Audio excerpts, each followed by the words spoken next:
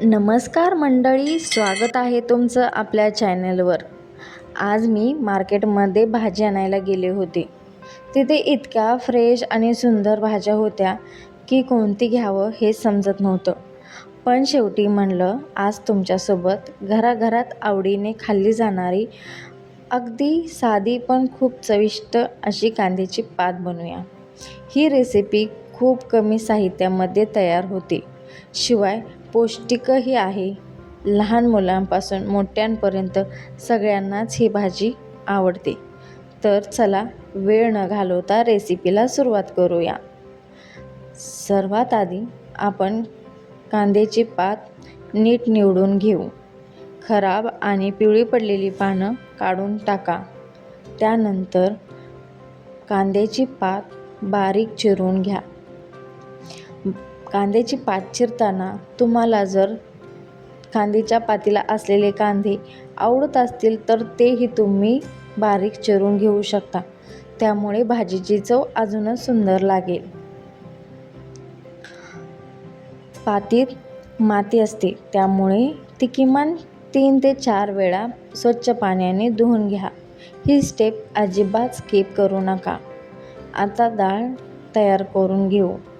तुम्ही चणा डाळ, मूग डाळ किंवा तूर डाळ वापरू शकता. आज मी मूग डाळ वापरत आहे. ही डाळ साधारण अर्धा तास आधी पाण्यात भिजवून ठेवली होती, त्यामुळे ती पटकन शिजते आणि भाजीची चवही छान लागते. आता गॅसवर कढई ठेवू. त्यामध्ये 2 चमचे तेल घालू. तेल गरम झाल्यानंतर फक्त जिऱ्याची फोडणी देऊ. या भाजीमध्ये जास्त मसाले वापरत नाही, त्यामुळे कांद्याच्या पातीची खरी चव कायम राहते. आता चिरलेली कांद्याची पात घालायची आणि 1-2 मिनिटे हलक्या हाताने परतून घ्या. त्यानंतर भिजवलेली मूग डाळ घाला आणि सगळं एकत्र छान मिक्स करा. हे सगळं मिक्स केल्यानंतर तुम्ही त्याच्यावरती झाकण ठेवून मंद आचेवर एक वाफ देऊन घ्या. काही मिनिटातच पातीतून पाणी सुटायला सुरुवात होईल. मित्रांनो, तुम्हाला गोव्यामधील मार्केट कसे असतात हे बघायचं आहे का? हे जर तुम्हाला मार्केटची टूर पाहिजे असेल तर तुम्ही कमेंटमध्ये मला नक्की सांगा. मी तुम्हाला ओशिया मार्केट दाखवेन आणि गोव्यामध्ये मडगावमध्ये एक गांधी मार्केट म्हणून पण आहे. तिथं पण खूप छान असं पालेभाज्या म्हणा, तुम्ही शॉपिंगचं सगळं काही तिथं मिळतं. तुम्हाला जे तर बघायचं असेल तर तुम्ही कमेंटमध्ये मला नक्की सांगा. मी त्याच्यावरती व्हिडिओ नक्कीच बनवेन. अजून तुम्हाला गोव्यामधील काय काय बघायला आवडेल ते पण मला कमेंटमध्ये सांगा, म्हणजे त्यानुसार मी व्हिडिओ पण तुमच्याबरोबर शेअर करेन. तर चला भाजीची पुढची प्रोसेस बघूया आपण.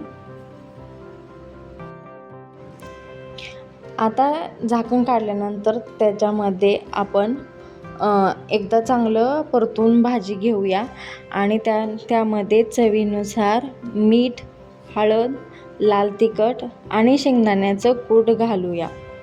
तुम्हाला जर ही भाजी मिठाची खायची असेल तर तुम्ही ती मिठाची बनवू शकता. मिठाची पण टेस्ट खूप छान लागते. आणि तुम्हाला जर तिखट आवडत असेल तर तुम्ही अजून खूप तिखट जरी करून खाल्ली तरी पण त्याची टेस्ट खूप छान लागणार आहे.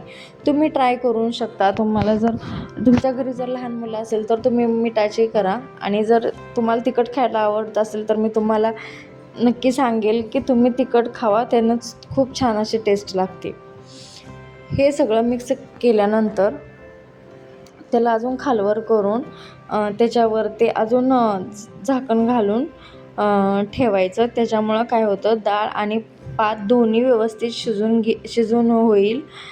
आणि मध्ये मध्ये 1-2दा तुम्ही हलवत राहा, कारण की ते भाजी खाली लागणार नाही. तर हळूहळू पाणी आटेल. आणि ह्याच्यामध्ये तुम्हाला जर भाजी जास्त अशी मोकळी पाहिजे असेल तर तुम्ही पूर्ण पाणी आटेपर्यंत राहू द्या.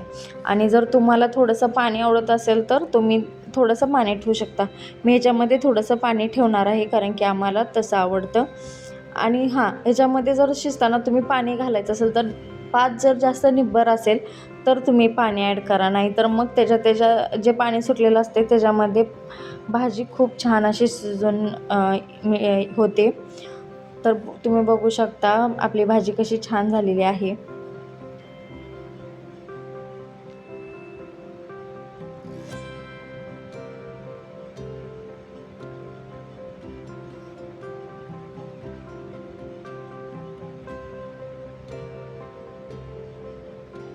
वाह! बघा किती सुंदर आणि चविष्ट कांद्याची पात तयार झाली आहे. ही भाजी गरमागरम ज्वारीच्या, बाजरीच्या किंवा चपातीसोबत, वरण भातासोबत खूप छान लागते. तुम्ही नक्की ट्राय करा आणि तुम्ही करून बघितली तर ही रेसिपी कशी झाली हे मध्ये नक्की सांगायला विसरू नका. जर हा व्हिडिओ आवडला असेल तर लाईक करा, शेअर करा आणि चॅनलवर नवीन असाल तर सबस्क्राईब करून बेल आयकॉन